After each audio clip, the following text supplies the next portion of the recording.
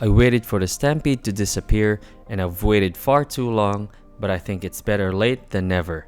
So the wife has recently been looking at and trying my Omega Speedmaster and developed an affinity towards it. So what do? Of course, bring her to swatch right away, because it is the one time that I won't be standing in the corner for her to finish her shopping. And I knew that I was gonna get out of that boutique with something for myself too. So here's what the wife has picked, the Mission to Jupiter version of the collaboration. I love this as much as she does, and maybe even more. The reason is this: there is absolutely no way that she would even consider this if it wasn't a collaboration that has greatly reduced the price of having the MoonWatch without breaking the bank.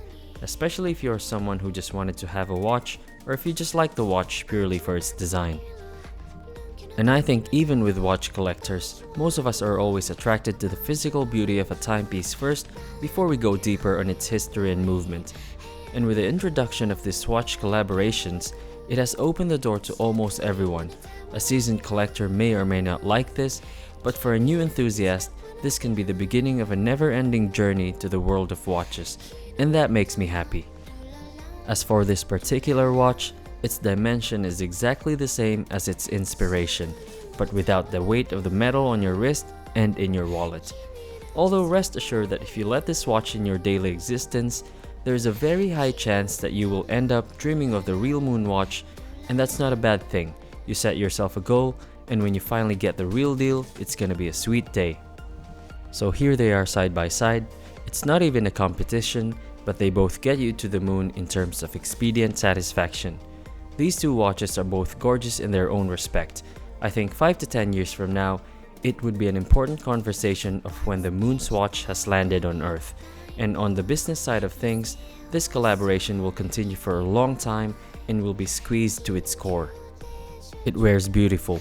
The main difference I would say compared to wearing the MoonWatch is how it feels when wearing it.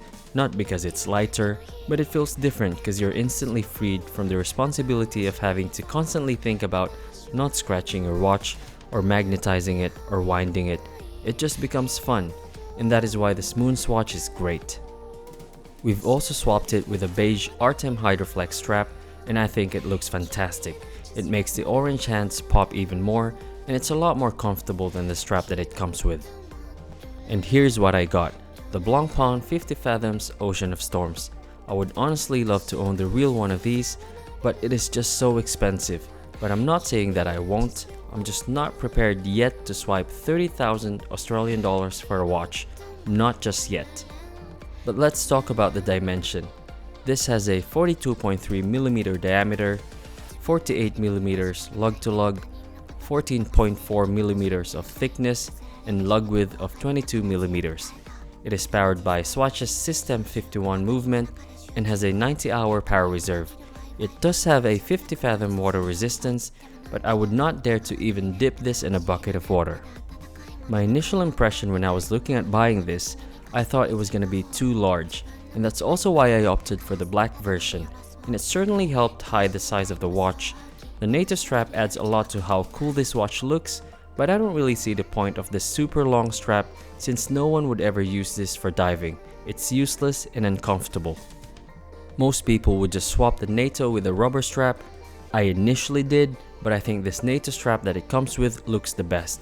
So I've just cut it. I've cut a considerable length and burned the tip of the strap to prevent it from withering away. I've also cut the extra plastic strap catcher near 12 o'clock because it just visually adds length to the watch. It's also not a walk in the park to put a rubber strap since you have to use 0.9mm hex key wrench to take the lug pin out. And here's the final product. A much better fitting fun timepiece. I'm just really happy that this exists. Like I said, a lot of people won't even consider getting the real one just because of its price point.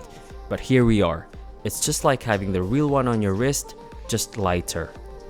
And the best part about this collaboration is, you can't say that this is a ripoff or a clone, because it's a collaboration. It's legal cloning of the watch.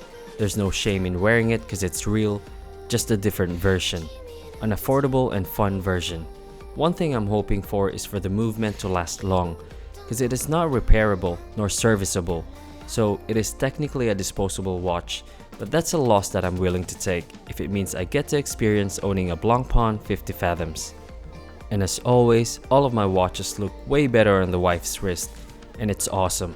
I'll be waiting for the day that she ditches her Apple Watch and go full mechanical watch, but for now, I'm just glad that she enjoys adding more and more to her collection.